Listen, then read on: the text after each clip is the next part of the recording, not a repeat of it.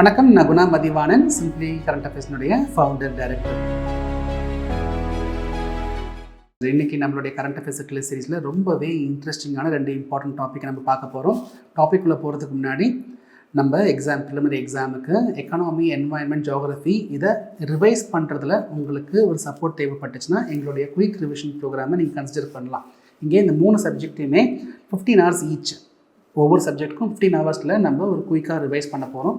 So இந்த program பற்றின information நீங்கள் தெரிஞ்சுக்கணுன்னா நீங்கள் நம்மளுடைய வெப்சைட் www.simplycurrentaffairs.com ஒரு வெப்சைட்டுக்கு வந்தீங்கன்னா ஹோம் பேஜில் கோர்சஸ் செக்ஷன் இருக்கும். அங்கே இந்த கோர்சஸ் மட்டும் இல்லாமல் மற்ற கோர்சஸ் பற்றின இன்ஃபர்மேஷன் இருக்கும், நீங்கள் பார்த்து தெரிஞ்சுக்கலாம். ஆரஞ்ச் எக்கானமிங்கிறது என்ன? இது ரெஃபர்ஸ் டு கிரியேட்டிவ் எக்கானமிங்க. அதாவது இண்டஸ்ட்ரீஸ் ஒரு தனி நபர்னுடைய க்ரியேட்டிவிட்டி, ஸ்கில்ஸு, டேலண்ட்டு அதை பேஸ் பண்ணி இயங்குகிற இண்டஸ்ட்ரீஸ், அந்த எக்கானமியை ஆரஞ்ச் எக்கானமி நம்ம சொல்லுவோம். மியூசிக்காக இருக்கலாம், ஃபிலிம், டிசைன், ஃபேஷன், இவங்க எல்லாமே, கேமிங்காக இருக்கலாம், ஆடியோ விஷுவல் கண்டென்ட் கிரியேட்டர்ஸாக இருக்கலாம், இவங்க எல்லாருமே ஆரஞ்ச் எக்கானமிக்குள்ளே வந்துடலாம். சமீபத்தில் வேவ்ஸ் சம்மிட்னு மும்பையில் நடந்துச்சுங்க. World audio visual and entertainment summit அப்படின்னு நடந்தது. இந்த வேவ் சமிட் பார்த்திங்கன்னா அது ஒரு இன்டர்நேஷ்னல் ஃபோரம். அங்கே இந்த ஆடியோ விஷுவல் என்டர்டெயின்மெண்ட் செக்டர்ஸ் சம்மந்தப்பட்டவங்கலாம் ஒன்று கூடி they will be discussing.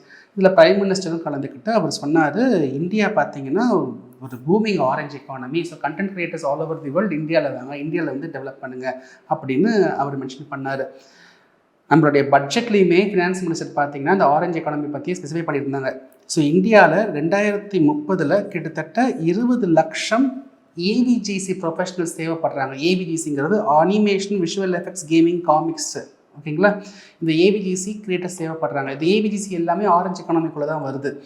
So இப்போ நிறைய ப்ரொஃபஷனல்ஸ் வேணும்னா அதுக்கேற்ற மாதிரியான ஸ்கில் செட் நமக்கு தேவைப்படுது. ஸோ இதுக்காகவே ஒரு 15,000 செகண்டரி ஸ்கூல்ஸ்லேயும் ஒரு 500 காலேஜ்லேயுமே இந்த ஏவிஜிசி லேபை செட் பண்ணணும்னு பட்ஜெட்டில் முடிவு பண்ணியிருக்காங்க. இந்த டாஸ்க்கை பார்த்தீங்கன்னா Indian Institute of Creative Technologies Mumbai அவங்கக்கிட்ட இந்த டாஸ்கையும் கொடுத்துருக்காங்க. இதை பற்றின அப்டேட் நம்ம பட்ஜெட் கிளாஸ்லேயே டிஸ்கஸ் பண்ணியிருக்கோம். நான் ஜஸ்ட் இங்கே உங்களுக்கு ரிலேட் பண்ணி அதை நான் சொல்கிறேன், அவ்வளோதான்.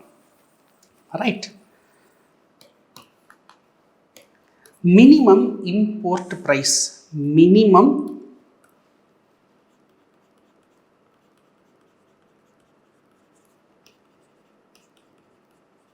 Import price.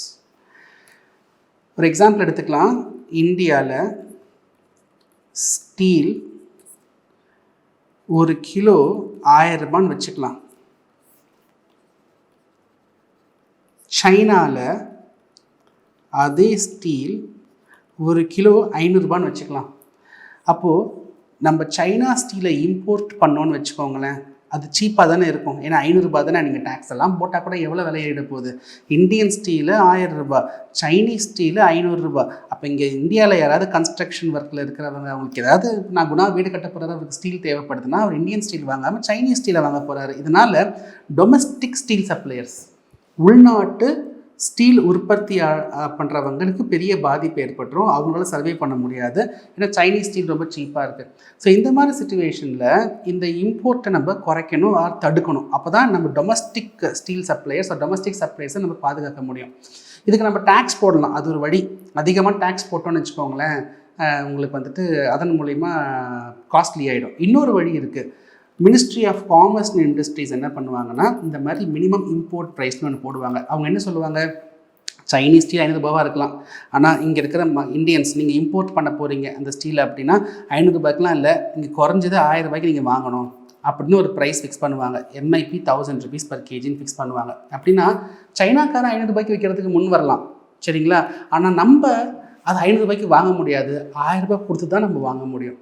இது டேக்ஸ் கிடையாது, டேக்ஸ் போடலை.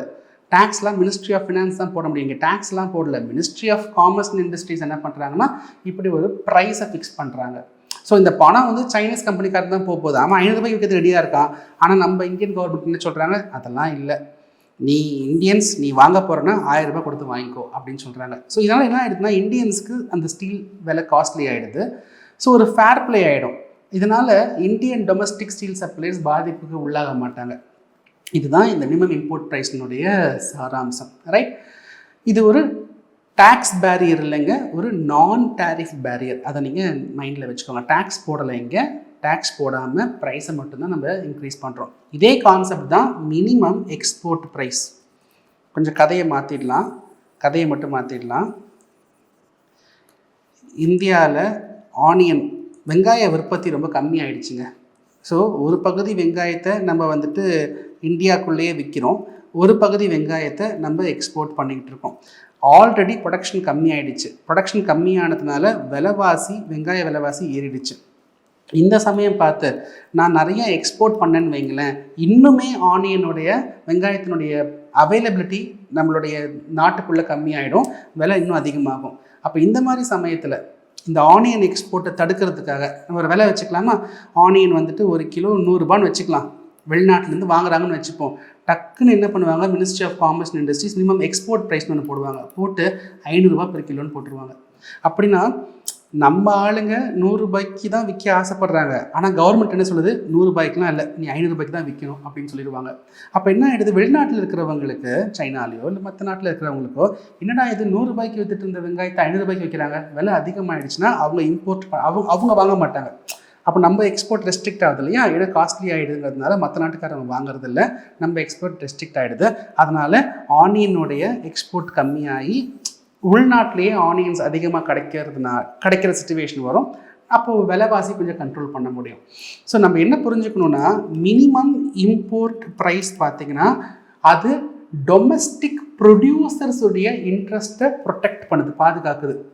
ஸ்டீல் கதை பார்த்தோம் இல்லையா, இங்கே உள்நாட்டு உற்பத்தியாளர்களுடைய அவங்களுடைய இன்ட்ரெஸ்ட்டை பாதுகாக்குது. மினிமம் எக்ஸ்போர்ட் ப்ரைஸ் MEP பார்த்திங்கன்னு வச்சுக்கோங்களேன், அது உள்நாட்டு கன்சியூமர்ஸ்.